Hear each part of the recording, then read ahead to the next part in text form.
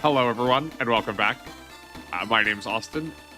Today, we're going to be playing some more Super Robot Wars R. We just finished up with our second route split, and we're off to, I think, one of the better maps of this game.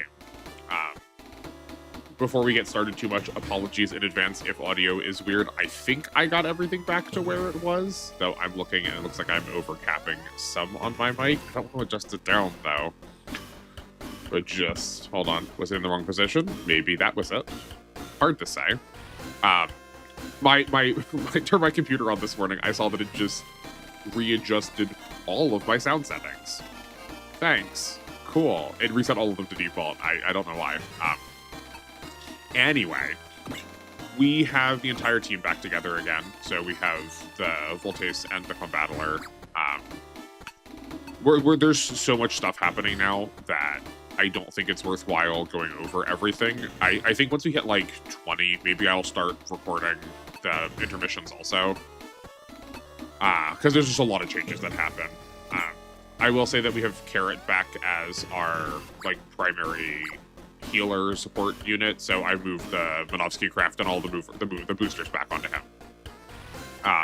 As far as our funds, I can at least explain that pretty quickly. We maxed out the Combattler and the Voltace now. I said those in the opposite order, but you know. Again, as a reminder, increasing mobility does not matter. It only affects the... Sorry, that's not the way to start that sentence. Unlike other Super Robot Wars games, having maxed out defensive stats does not give you a bonus upgrade to get. If we were to max out all of this, it would just be maxed out. There's no extra thing to get. So there's no reason to for units that aren't really going to be using that very much. Like if we have leftover money by the end of this, if we've given points to every other unit that we want to, and we've still got funds left, then sure, by all means, but we still have other places we can spend that money. Like, for instance, giving the Voltace 1 point of attack and the Combattler 2 points of attack. It, worked out perfectly to have 720 money left. So that's where all of our funds went. And then parts got moved around again to the usual suspects. I do think I was gonna say I've been trying to get the bolt out of here for it feels like since we started with it. It is out of a job for this scenario. I think it will be pretty well permanently. We're gonna get 2 of our long-term units next scenario, but they're only gonna be around temporarily next scenario. Next scenario is also really good, Joe. I think this bit between now and the next route split is probably are at its best. We have actually interesting objectives, or we have confounding elements to a chapter rather than just you're on one side, they're on the other side, football march rush at each other. I do think these games could really benefit from having side objectives. I think that would probably ameliorate a number of my concerns, and I some other ones do. There's definitely something interesting in some other games where you can get other units or get other forms, or I think is it 4? I think it's SRW 4 where there's hidden parts on the map, so stuff like that. Anyway, I think I asked last time in the comments. I obviously can't see them because I'm recording this for you the past, but there's also something interesting that could happen here. So we have this amount of space to cover.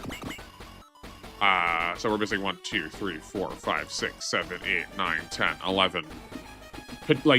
11 to 12 theoretically spaces between us and the Lagoo. The Lagoo's gonna retreat on turn 2, so it gets 1 attack in if we're close enough.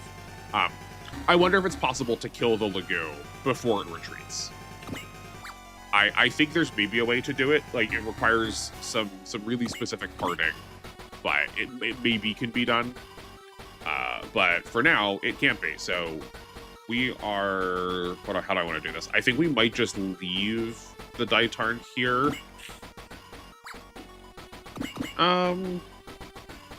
Flying it forward and then flying it backward feels a little bit like a waste, so I think we're just going to park it on the base and then call it back.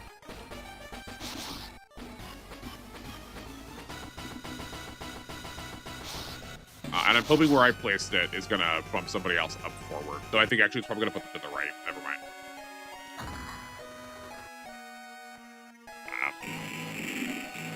There, you can't block reinforcement zones. Actually, hold on. Let's talk about this. So, because the Lagoo is getting destroyed in this cutscene, I am really curious what happens if you did enough damage to kill it. Like, would the game just not let it happen? Would it get full healed? I feel like it would get full healed. And the cutscene would just start playing on, I guess, the enemy phase then.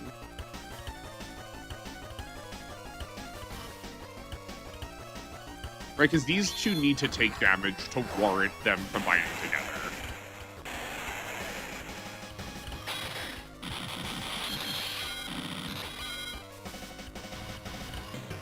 This is also, admittedly, yeah. Again, this is just like I think the best or the better part of our. We are getting the best form for the majority of the game for the Gear Fighter. We're not going to use it, but it is the best form of it.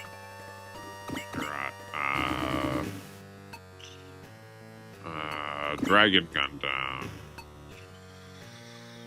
We do want the... I don't know if we want the Venus now or not. Okay, we'll figure that in a second. Maxter, Shining. I am going to opt to bring the Noble. I guess we could leave the Noble behind. What else was I thinking? He's definitely out. We've got 2 spots left. I think I maybe miscounted by 1.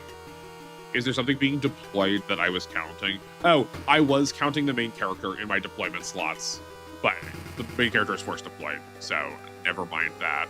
So I guess we do have space for both Sayaka and Jun. I know when I said about like multiple healers, we are speccing a little bit from what a healer or a resupplier or restorer and Karat to two restorers and Karat. But I think we're good with spirits. Yeah, Jun does have a really good, has the plus 10 morale around her. Okay.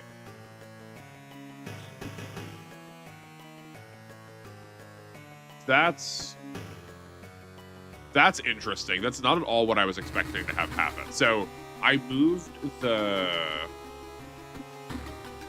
Daitarn back to this space because normally if things are put on the map in the middle of a scenario, it will put them...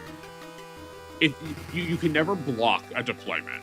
So it will start putting them in a clockwise formation around where they're supposed to go, starting from the right and working in clockwise order.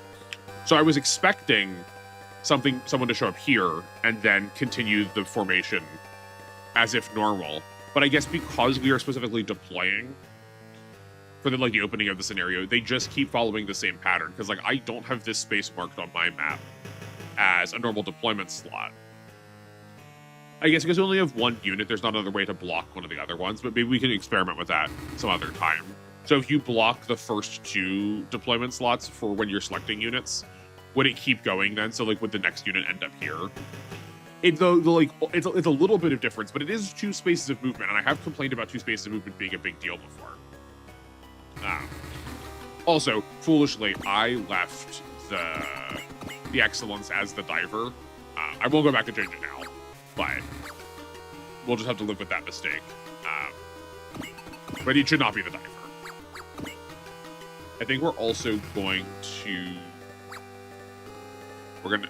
we'll leave Akito here just to block some space, but for now we'll send the team forward.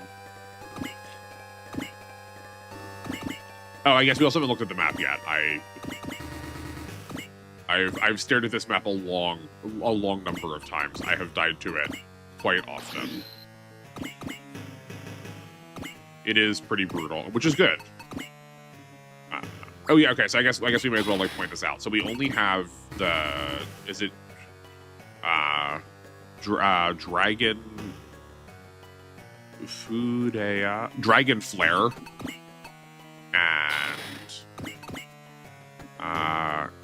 and Gatling boar. Can you tell that I don't use the Dendo a lot? We will get another form of it soon, but let's get him out of here.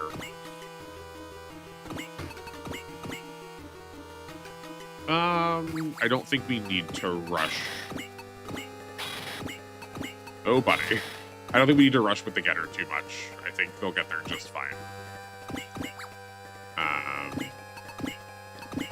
Get the Voltace up in here. The dragon. We're gonna bring Akito back here for no reason whatsoever. Oh, I guess we could have planned this a little better with Jonal, so we're just gonna park everybody right there. We'll move the Carrot forward to support. I think he'll be enough for this upcoming wave. Because right now, like you can see, we've got no bosses. The game does like to act like the jams are like kind of mini bosses, but they're really not that impressive.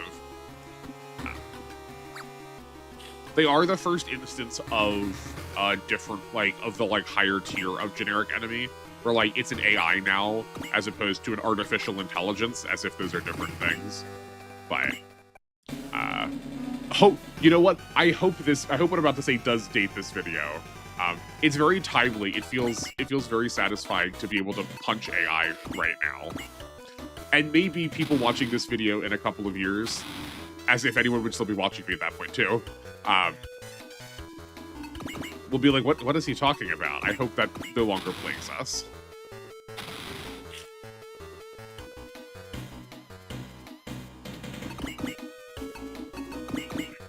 So, who else is moving this turn? Where the Orbitons move next turn, and the Jams move the turn after that.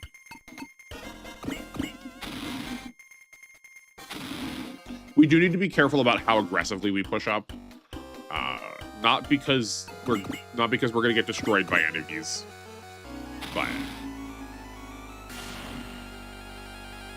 you'll see. I can never tell whether it's like good or interesting for me to immediately describe the gimmick. It's like hard not to because I have already played it before, but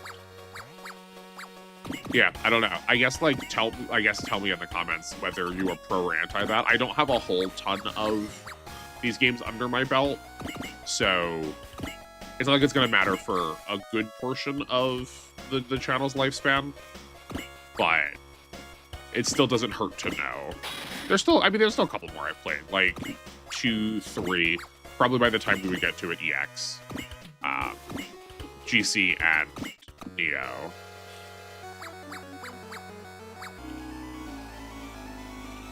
Do we got a scan here? Oh, we definitely got scans now. You have more points to spare in a way that's not going to break any other spirits. That's not what I want to do. That's fine. We end up having them left over anyway. Okay. I do want to try and get these starting to engage with something, so that's what I want to. Let's see their ranges. They have map attack. We don't have to worry about that for right now. They have a 5 range attack. How about the Orbitons? The Orbitons will move this turn too if we don't do anything. If we're not like in range. They have a post movement 2 to 4 or a 1 to 5. 1, 2, 3, 4, 5. And if not, they're here and they go 1, 2, 3, 4. Okay.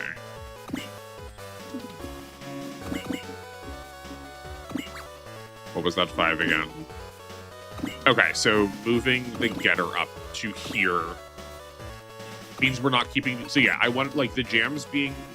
These gems staying here. Hold on a second. Well, hi. It's post-production Austin. I accidentally bumped my mic off, and I never turned it back on for a half hour. So we're going to do this in post, and I'm going to watch along with everybody and comment on what's happening. We'll see how this goes.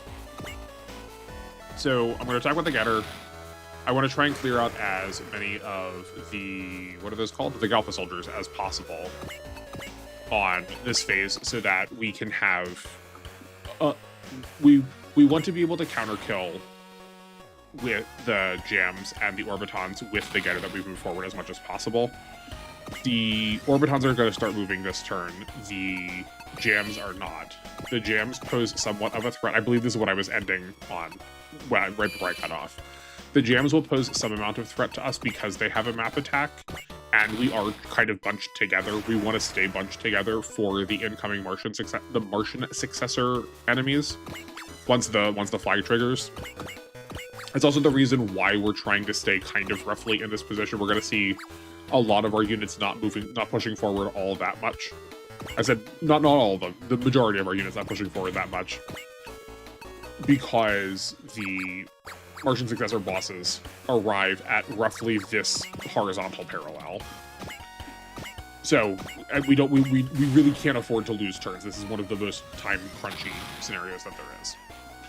That was a lot more damage on the Shining Gundam than I would have liked. The plan here is to destroy this Galfa soldier, but we're a little short, which is fine. That means we can kill it on enemy phase.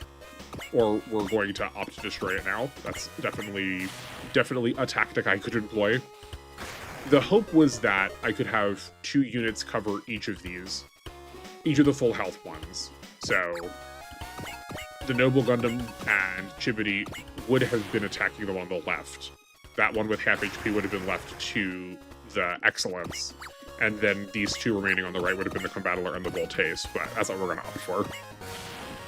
I'm going to get some chip for the main character. The Combattler probably doesn't need the assistance, but this does mean we get to save a little bit of energy, and we definitely don't need to spend SP, which would be a total waste. And we get a little bit of EXP on the main character, too. Yeah, that's a much less dubious move. I'm not sure why I bother checking not adjacent to the Combattler. It's only 5%, but it matters. The Combattler can easily kill here. There's no reason not to. That gives us 1 more point of morale for extra damage.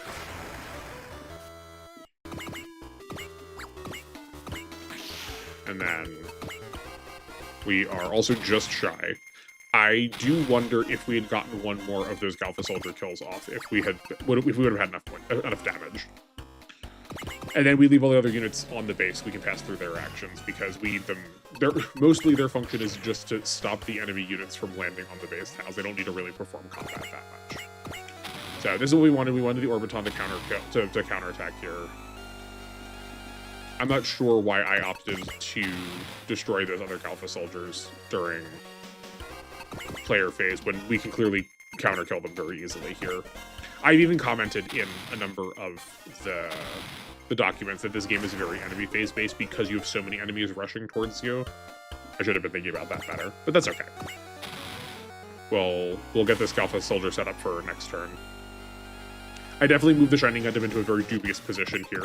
I did notice this when I was watching it back, that I did really put it in range of the jam. It wouldn't have moved, so if we hadn't moved the Shining Gundam up that far, it wouldn't have attacked anything. That was really just a very sloppy play on my part, moving that forward. And then the other jam attacked the getter like we had planned, and we counter doing damage. So the jams are going to start moving this turn. So like I said last time, we have to be aware of our positioning to keep them from map attacking us if we can help it. They can't map attack post-movement, though, so that's one of the other reasons why we don't want to push up that hard. If we can, we want to draw them forward to us, and then do damage to them on the counterattack, and then finish them off on player phase next turn. We also deeply, deeply want to end the turn. Sorry. That's not where that word should go. We want to move to the second part of the stage before we end the turn. We want to do it on our turn, not during the enemy phase. Because then they'll get a free movement, and their victory condition is movement-based. Looks like we were opting to move the Dragon Gundam forward a little bit, which makes some sense. It has the largest movement or has some of the largest movement of the units here, and it has a 5 post movement range. That's not, that doesn't feel quite comfortable enough for enemy phase counter killing. I think we're opting to use the Shining Gundam here, yeah. And we can destroy this Alpha Soldier. I'm hoping we're gonna get some healing. I would like to see some healing on this Shining Gundam. Are we debating our life choices here?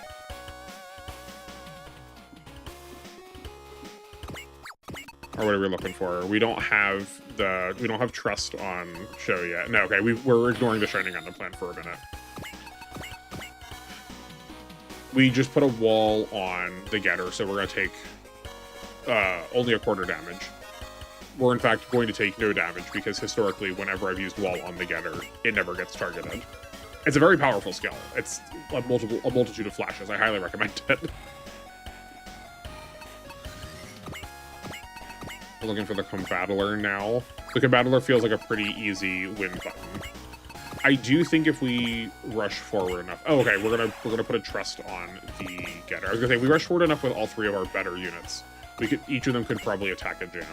Or I do see this positioning where we're gonna heal the Getter up as much as possible and then put it in the center of all of the jams and let it counterattack all of them on enemy phase. And that could probably handle them over the course of 2 turns. So I'm kind of down with this plan. Also, I'm not commenting on this knowingly. I genuinely do not remember what happened. I was gonna watch through and then watch it back another time and comment on it, but that both felt disingenuous and a little bit less surprising. And also just a lot of time. It's like over a half hour. So we had the Rose move forward and attack the Orbiton. I see we're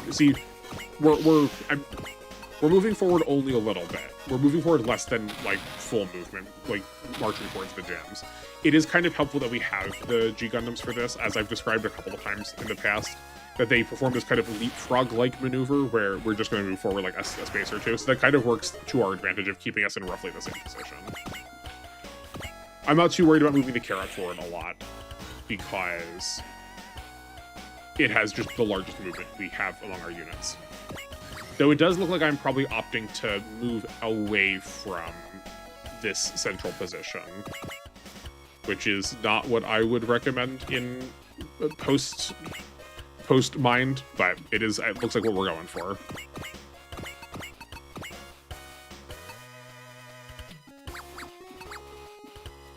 I'm really liking the Getter plan dealing with the jams.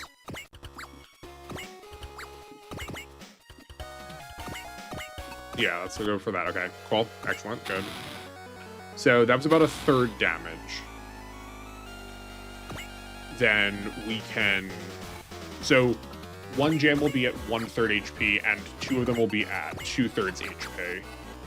The Getter can finish off the 1/3 one during player phase next turn, and then we can probably finish off the other 2 during that same player phase with other units, right? Like having the Combattler and the Bolt Haste handle them. That might commit a lot of our units to it, too. I don't remember how many turns we're in this scenario. We have a very, very safe 3-turn clock on them. We have a slightly more pushed up, I'm not sure how risky it's going to be, but a slightly more pushed up 2-turn clock on them.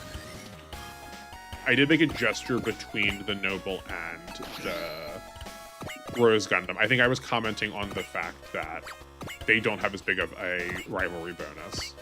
Okay, we're also opting to send some units backwards in order to prepare for the incoming invasion. Okay, that's maybe defensible. I was concerned that we were pushing up too far, but sending a couple units back to make sure all 9 of those squares are covered, and 2 very good combat units too, does make me feel a little bit more safe. Yeah, good. We're learning that we can counter kill things. Excellent. Ideal. I hadn't really considered the Orbiton with the Getter triangle, both in commentary or probably while playing. But that's pretty incidental. So if we do opt for that over the course of 3 player phases, 2 enemy phase kill, that Orbiton will go down to the same. It is the thing that's sort of locking us out of making this as efficient as possible. And like obviously 1 more unit is, just that we have very clean We've got very clean kills for the jams, and the Orbiton is making it a little bit is making that, I think, 1 turn or 1 unit messier. I also didn't realize we did. Oh, right, because we damaged the right position jam on the previous enemy phase. So in fact, 2 of them are at 1/3 HP, and 1 of them is at 2/3 HP. That does make this a little bit easier. We need to land 4 kills this turn in order to progress us to the next flag. I'm not sure if we're going to opt to pull this turn, or we're going to wait until next.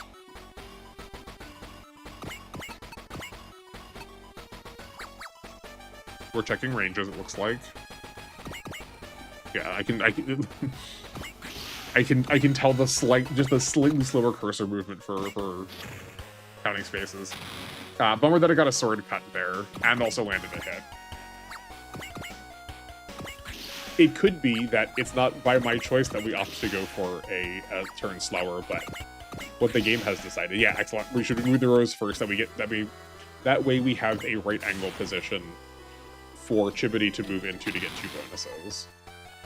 I think at that low HP it doesn't matter, but that doesn't mean it's still not the more optimal thing to do. Oh. Well, looks like we needed more than that.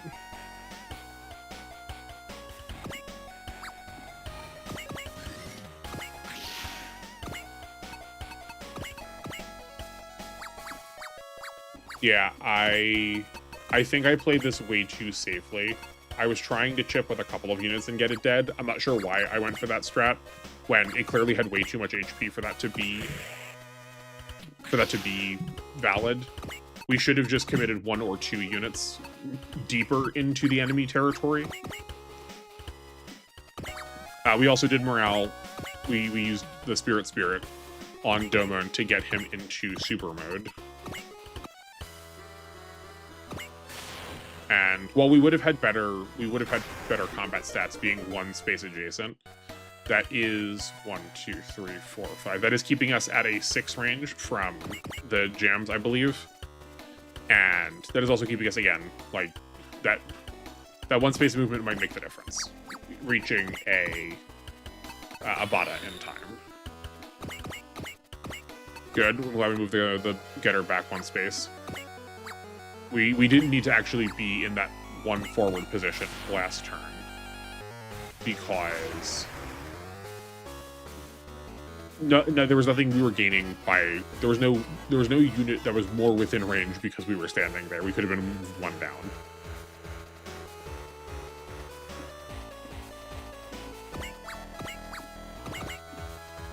Yeah, I mean that checks out. We allowed the G pilots to take a lot of damage there. I'm not sure if we're going to have the Combattler move forward or the Noble Gun to move forward. Yeah, I was going to say, I would prefer them to not. It's not increasing the efficiency of our plays at all. We're not getting turns done any faster that way. And we don't want to risk taking out all the enemies now. Like I said, I did say that we want to destroy all these enemies during player phase, but we don't want the last enemy to be taken out by our last unit. We want to have some options to take some actions. I did set up a pretty convenient triangle for that jam. Not my best positioning. I was wondering if the going up rather than going to the right using the Carrot was going to punish us, and it did a little bit. No one died, but yeah, the jams are worth a decent chunk of money. They sort of pretend that they're mini bosses, so the fortune there is probably valid. And we also don't get to stick around for all of the enemies with this upcoming flag. So the situation here, in case I've not said it 1-to-1 fully specifically, that highlighted section, that base we have, what is it? What's the tile called? The Atom Company, that 3x3 space. Through those 3x3 spaces, if any enemy ends its turn on those spaces, it's a game over immediately. If they move there, attack, get counterattacked, and destroyed, then we're fine. It needs to fully end its turn. So it's our job to protect it. The safest option is to just plant 3 units, plant 9 units on those tiles, and then that they can never land on the tile, so then we're fine. They do need to live, like if they destroy them, they can then land on them. But like obviously that's going to be bad. That's always bad. That's not unique to this scenario. The trouble here is a combination of 2 or 3-fold, depending on how you want to break things up.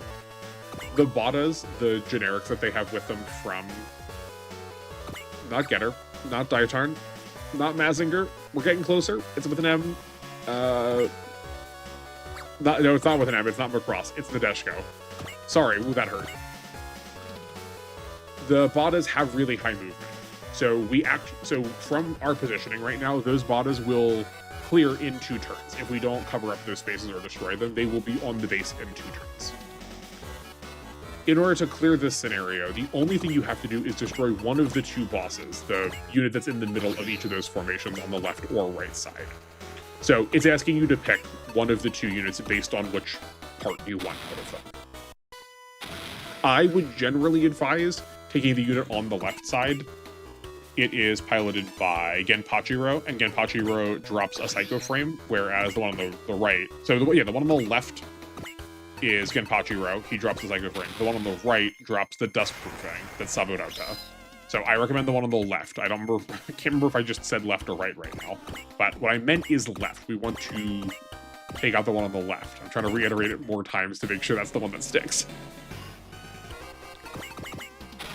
So despite the fact that the Katanbos aren't moving, like these all still, roughly speaking, function like how normal enemy AI does. So if we can plant ourselves in the middle, we can get some free damage before they start their advance. But unlike, so here's the confounding part number 2. Unlike normal units, that if they have an enemy, so one of our allies, within their sights, they won't move. They'll stay in position and keep attacking that unit. Generally speaking, we've like roughly seen that's kind of how they work. These enemies do not do that. So because the Voltaic is in combat range with this Bada, that does not mean the Bada is going to stay there next turn. The Bada is going to move next turn. So we also can't sort of jam them up by getting them like into combat range. You can also see I've taken this formation. If you want to be slightly more reserved, you could handle it with 8. You don't need to have someone in the middle. They can't move through your units. No one has like pass-through or anything. Or if you want to be even more risky, you can probably defend it with 6 and have the bottom left and bottom right-hand corners not actually with any enemies on it. They're going to come for the top units, their top spaces first. So that gives you probably about a turn, or if not half a turn, to deal with those Badas. I'm saying the Bada, it's not like the other units can't do the same thing, right? Like those Denjin and the Katanbos are the other generics that haven't moved yet, and the Denjin. I think right here I'm talking about which of the 2 Denjin we want to take out, and I was noting that the Psycho Frame is the better option. I was a little ahead in explaining before the recording got to it. I wasn't sure if I did or not. We were hanging out on this man for a while now. So, but the Katanbos and the Denjin can also trigger the game ending. I'm just noting the Badas because A, they're moving now, and B, they have way higher movement, so it's harder to respond to them. Like, the Katanbos are going to move very slowly. And that means they don't move a lot of spaces. Right, they don't move a lot of spaces. That means we can be more responsive to them. I don't remember. Hopefully we'll take a look at Jamil. Because I'm editing this like after the fact, I don't remember how many kills Jamil has at this point, but this would also be a nice way to get a kill or 2 on Jamil. The Badas, while we can't just wrist flick them into non-existence, they aren't that durable, so even 2 of our less combat-oriented units can probably clear one, as opposed to, say, the more potently defensive units. That would require 2 of our actual combat units. I see. Oh man, this was the worst time for my microphone to not be on. So we just had a distortion field malfunction I do remember distinctly that distortion field situation was what caused me to want to go and do the Nuts and Bolts episodes at first. I was really surprised when the gravity weapon got eaten up by the distortion field, because at that point I still believed that the gravity weapons ignored distortion fields entirely, but that is not the case. So I won't spoil anything yet. If you want to find out, the first episode of Nuts and Bolts will be out probably pretty close to this episode, where we are going to take a look at the more nitty-gritty, the more crunchy mechanics of the game. But I'm not going to be necessarily explaining things, I'm going to be figuring them out. So we're going to take a look at a couple of elements. We're going to be looking at the Gerunicus situation with, I believe that's scenario 12 or 13. Hold on, actually I have it open. I've got paperwork open to my left. We can look. Yeah, 12. We're going to look at the Gerunicus information. We are going to look at support attacks, and we are going to look at the distortion field and try to figure out what's happening with all of those. So we have all of these G Gundam pilots in just a really powerful position. They're all close to each other, so they're getting those rivalry bonuses, and we're going to get a lot of support attacks off of them. Which means the Bada on the left are pretty well cleared this turn. I think what we're doing is we're lining up all of these Bada to be at low HP so that the Rose can use the map attack and take them all out at the same time. Which is financially probably slightly more efficient, but turn economy-wise, I'm not sure how much better that is. We are intentionally softballing our attacks, like the... Let's see what attack we're using here. Oh, well, we missed. I probably should have used a bullseye. I think Chibity has one to spare. I'm definitely being greedier than I recommend right now. This scenario can very rapidly end in your failure. If one Bada breaks through and destroys one of the less defensive units that you're just parking on a base tile to keep it safe, and then lets one of their other allies in, that's just the end.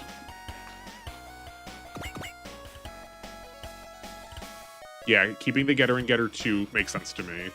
Moving it down rapidly to get in on this combat seems somewhat helpful. I think one of the advantages of the Getter is it can really hold up enemies. It can like get into their field and keep them from moving. They're like stuck in combat with it, and these enemies don't care about that, so that matters a little bit less. And then the reason why that's the more valuable element of it is because we know it doesn't have the longest range of counterattacks possible, so the Bada will probably just move right past it.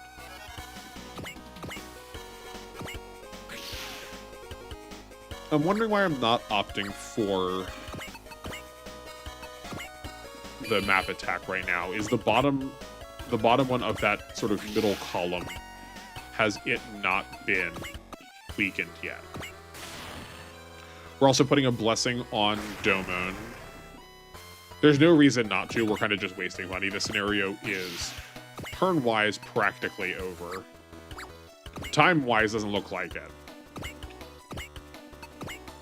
Oh yeah, okay, we hadn't damaged it yet. That's why we haven't used the map attack yet.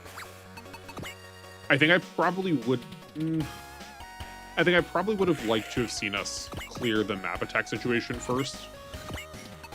I feel like that was more guaranteed. I do think Domon destroying the Bada that was farthest down was probably the right option, right? Obviously that was that one is obviously the most threatening of the units remaining.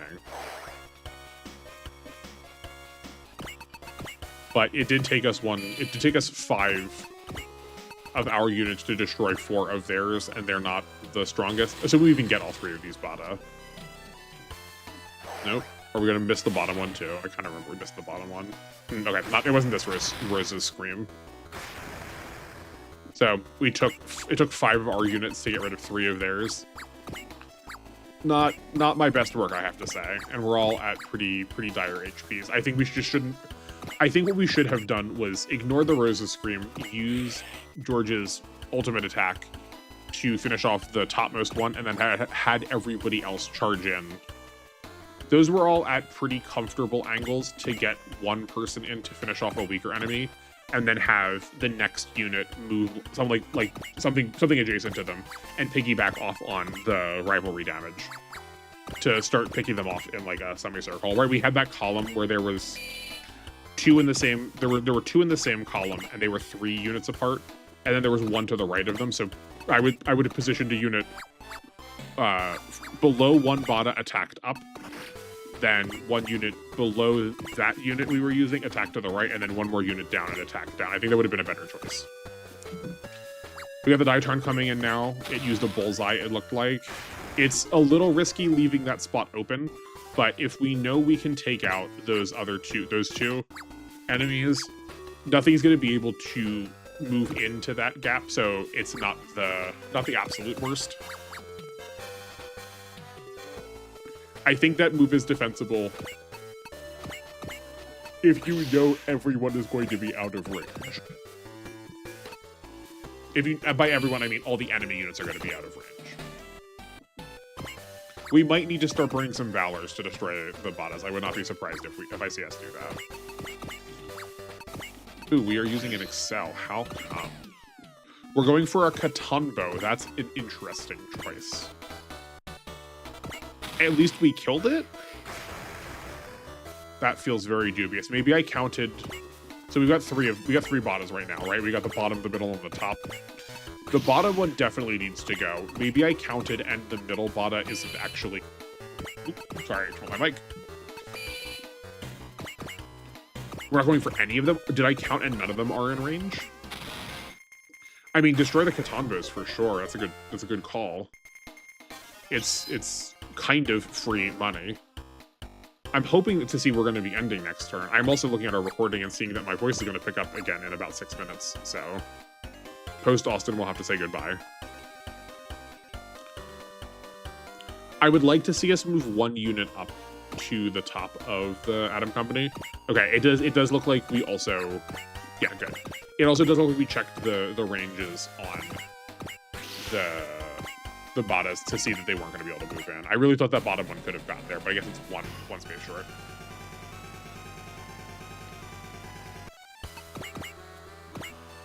Yeah, just spend. Perfect. Knock those out real fast. So see there, right? There was a lot of enemies that were... There was a lot of units that were in the Bada's range, and it moved anyway.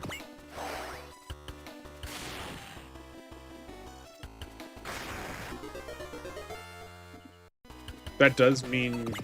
Yeah, I'm hoping we're going to clear next turn.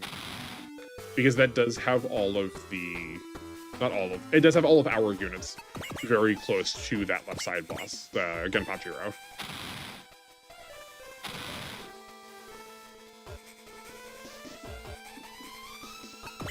So see where that Bada is positioned right now?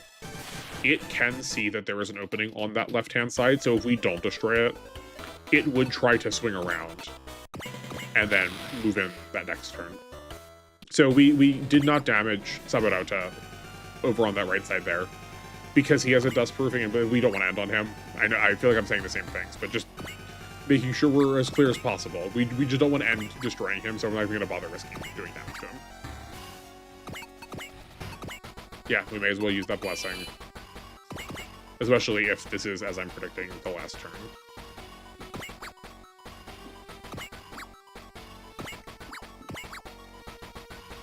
We could probably get the main character out of the water at this point. Yeah, get the excellence out of the water, please. The benefit we're getting from being... I was gonna say, the benefit we're getting from being in the water is, like, basically non-existent because it's pretty much only a defensive benefit you get, and the Badas aren't even bothered attacking us because we are sort of in line with their target. So why would they? And then we're just shortchanging ourselves with an attack that has, I think, like 500 less power, it looks like. Maybe 400 less power? I can't remember.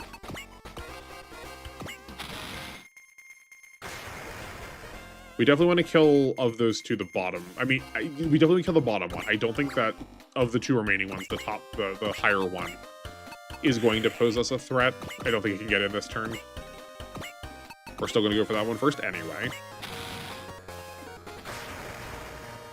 That's probably okay. We have enough units remaining that it's probably safe that we've killed the bottom, but I still would have liked to have seen us destroy that bottom enemy first. Just to be sure. We are going to burn a Valor on it.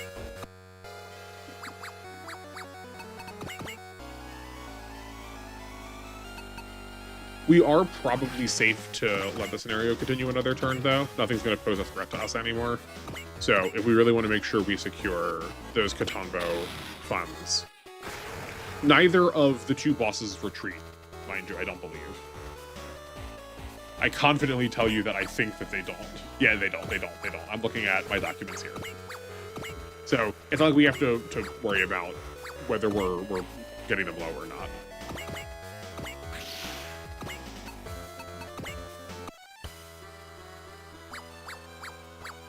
Based on where we had the rows, yeah, I think we're opting maybe not end this turn. We probably could have moved more to the left and done it.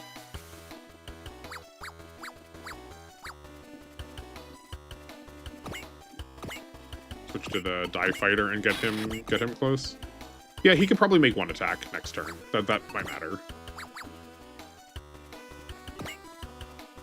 Checking to see if where the dungeon's gonna end up. So we know we can give ourselves another turn. Oh, okay, and we want to make sure we can move our healers out to try to give ourselves the most flexibility with our G pilots as possible. We probably have a spirit or two we could be spending on that. We probably have like a trust or a faith that we could have used. I'm pretty sure Jun has trust or faith while we're taking this action. Let's see if I can find that quick.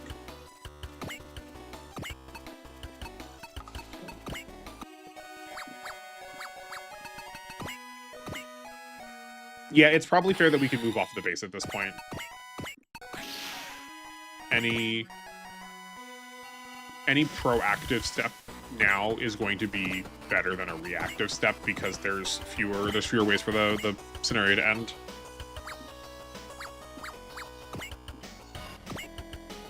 Oh, Jun just doesn't even have trust or faith at all.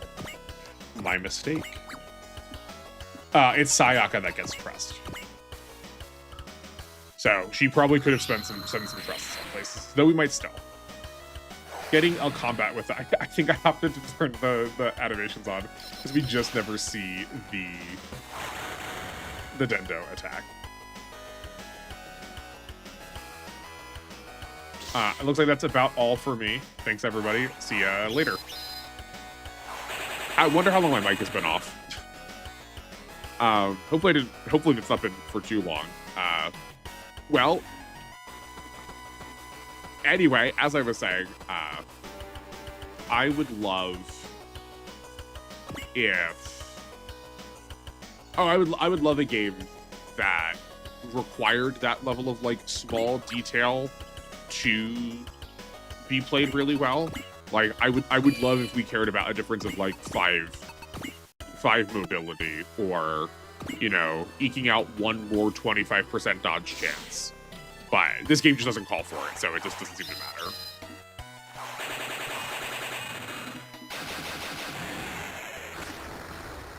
That's another Katonbo. That's okay. Yeah, we got one more Katonbo left.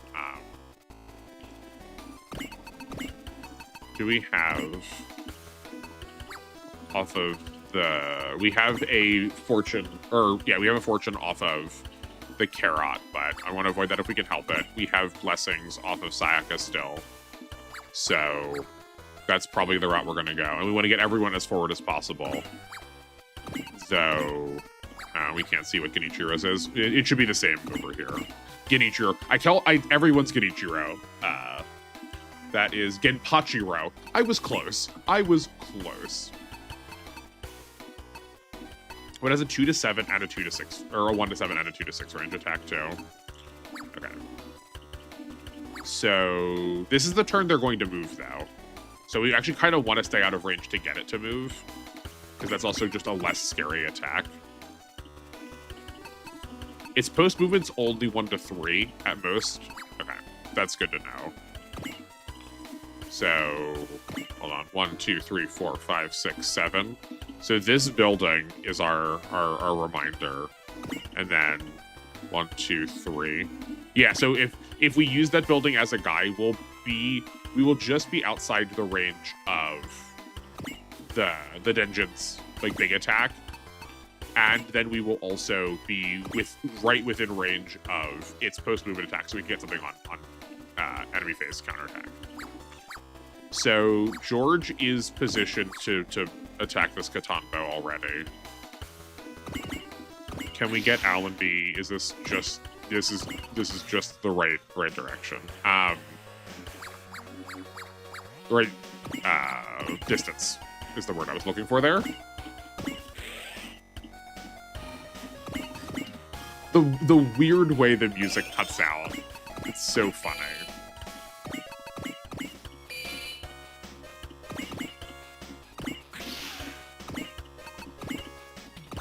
Attack here. George should... oh. Well, that might just kill. So... let's not risk that. We'll just turn off the support attack. And if that's not enough, I can turn off the attack animations. If this isn't enough, we can have Chibity come in. I believe he has just enough range to still be outside of the dungeon's attack that we established before. Right, he could stand just here and go 1, 2, 3, 4, yeah. He will need a persist on though. He can heal himself. We're going to, just in case I missed something.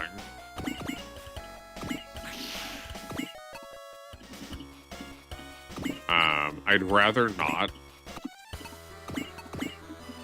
But I don't want to accidentally kill it. Yeah, that's good.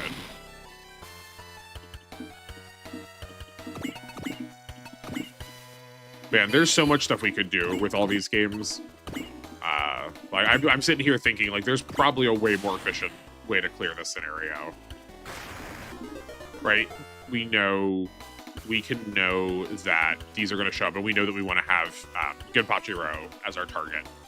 So just, like, leaving 2 units over here to kill him immediately when he shows up, like, how fast could you do this scenario? I don't know if it'll be interesting, but maybe it'll be interesting for people if I tried to, like, figure out an LTC. Because I don't know one. I don't know if it would necessarily be the most interesting watching the practice one if there's already one that's, like, well-known or established. But that one also might be... Did I just mess that up? 1, 2, 3, 4, 5, 6, 7. No, I did not. 5 remaining? Oh, yeah, and the die turn still. I mean, we'll bring him over just in case, but I don't think it'll matter. I don't know how interesting it would be to watch, but that might be a more interesting thing if I was doing it live. I can make no promises, but that feels like that would be true. I don't think we can get either of these two over here in time. No, we can't. That's okay. So let's start daunting him like we normally do. I did just try and speed up there. I've got a speed up programmed on my Nintendo PC. The animation just takes so long. There is an ability that I just don't use. It's the most relevant when there's more people on the map. I believe I have it as Confuse. It cuts all enemy attacks in half. Sorry, their accuracy in half. And it just takes forever because it does like a little animation for every single enemy. It takes so long. Let's scan him and see where he is. 84, we don't need that much more. Okay, what else we got? We don't have a ton left, that's fine. Do we have a dedication? We do. We've got 1 shot of it. Though she will heal... If she uses it on herself, she gets enough back to use it a second time, but we don't have a Dawn here, so okay, that's fine. We don't need to worry about it.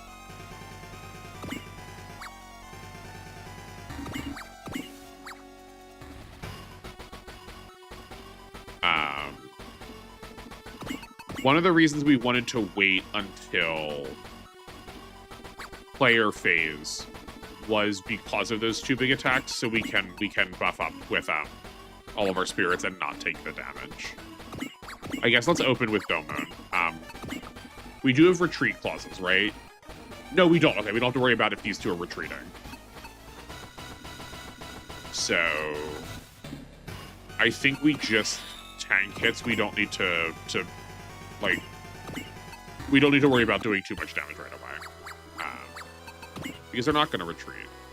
I mean, they will retreat, but they won't. One of them will make the other one retreat, but they won't retreat to a low HP threshold.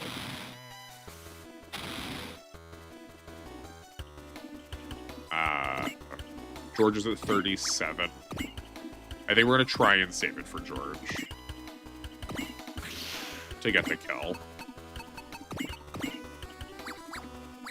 Oh boy. This is why we want the Psycho Frame.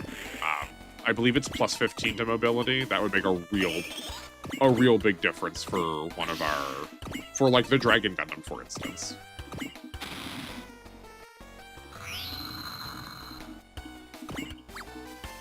I can get the Daitarn. We can get the Daitarn involved a little bit. Oh, a lot.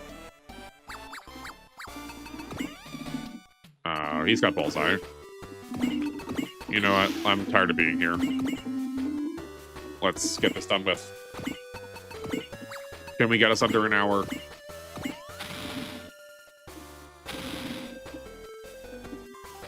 Yes, we can. Oh, she doesn't have a blessing left. Are we out of blessings? Oh, no, we are out of blessings. Okay, well, no, we're not. No, we're not. No, we're not. We have a dedication. We just said we had a dedication on the Combattler. Give that to Sayaka. She has enough for a blessing. Give this to George.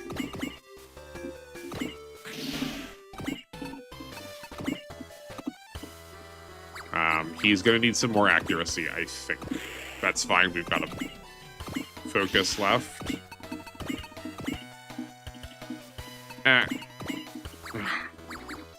Does anyone have leadership that we can get close enough?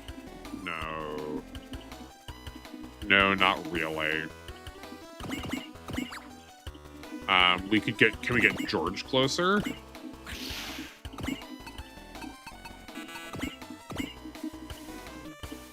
It's only 2 points. How bad could 2 points difference be?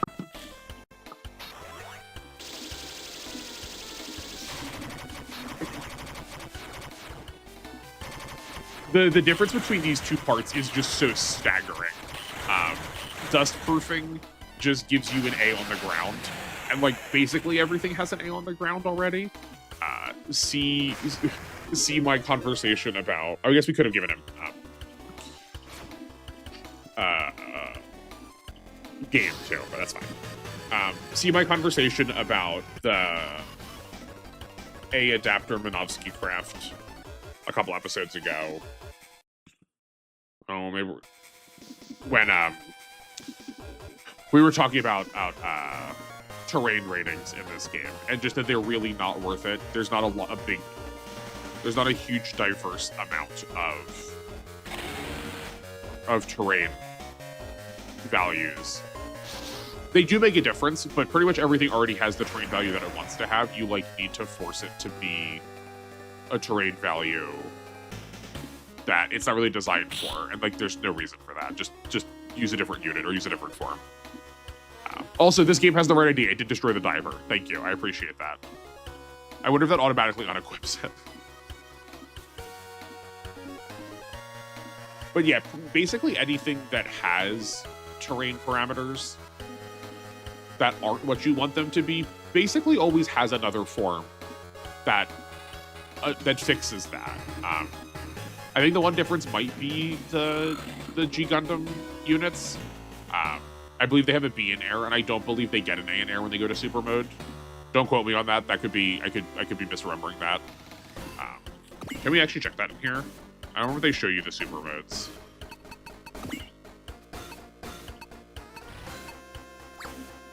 You would think so,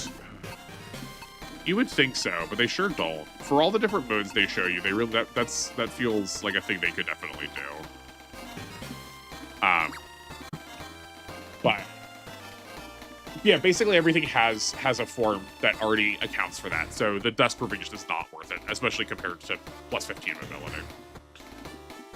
So because I already knew what the scenario was, that I did not make that look particularly challenging.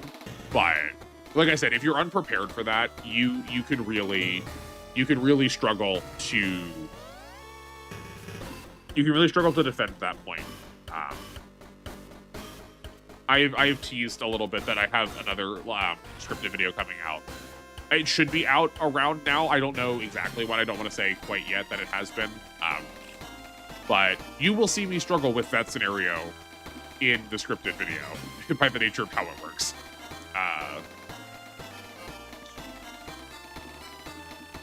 Okay. I'm looking at my list of scenarios coming up. I thought this next one was the scenario that takes place during scenario 20. I forgot what happens during 19. I don't think 19 is that interesting. 20 is very interesting. 21 is also pretty decent. So I guess we're gonna get a little more middling of a scenario next time. Oh right, because I also said that the Dendo got its a combo form. It does not get its combo form right now. We're just down to the Dragon Flare and the Gatling Bolt. The next scenario is just to give it the combo. It's just such a nothing of a scenario because you know, I forgot about it entirely. We will get another main character. We will get a fan favorite character. He's probably not gonna get much use in our playthrough, but I think they did him dirty in this game. I think both him and his unit are pretty lackluster. But that about does it for now. If you want to see more of that, I guess you'll have to wait for 3 to 4 days. I don't think we had really anything interesting discussing going on. Actually, no, I did ask a few questions. I did ask about whether people want me to be more forthcoming or less forthcoming if I already know the scenarios, and also whether a LTC would be interesting. I guess because this is like one of the more polarizing scenarios, if you have some interesting clears or interesting ideas about clearing this, I would also be happy to hear it. I think this one actually it has more strategy than just units next to other units. Like you do have to care about like who's moving where when. So maybe I'll see some of you down in the comments, but if not, I will see you next time. Goodbye.